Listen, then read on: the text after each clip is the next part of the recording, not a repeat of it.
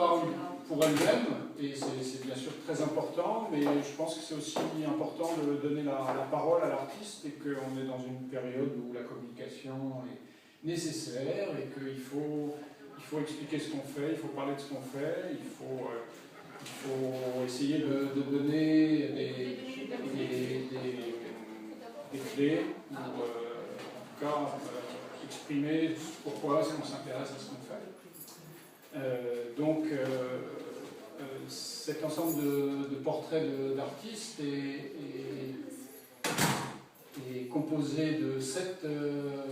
personnes avec le même principe d'exposition courte de 10 jours. Chaque exposition étant accompagnée d'une intervention de l'artiste sous forme soit d'une prise de parole ou d'une intervention qui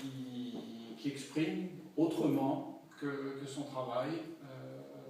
ce qui le motive et ce qui fait que l'artiste fait de l'art, avec cette idée de pourquoi est-ce que quelqu'un fait de l'art, et essayer de rentrer dans cette, je dirais pas dans la tête de l'artiste, mais enfin dans ce lien très particulier qui unit une personne qui a décidé un jour de faire de l'art et d'y consacrer sa vie. Donc la première exposition, c'est Ami Antin, qui est venu, je ne sais pas comment dire, mais de la rue, disons. Hein. On ne peut pas dire du ciel, mais enfin de la rue, un jour à la galerie, et puis par une énergie communicative qui a ouvert la porte de la galerie, et d'abord par la chanson, et puis par sa peinture, qui est une peinture qui me semble avoir une force, une individualité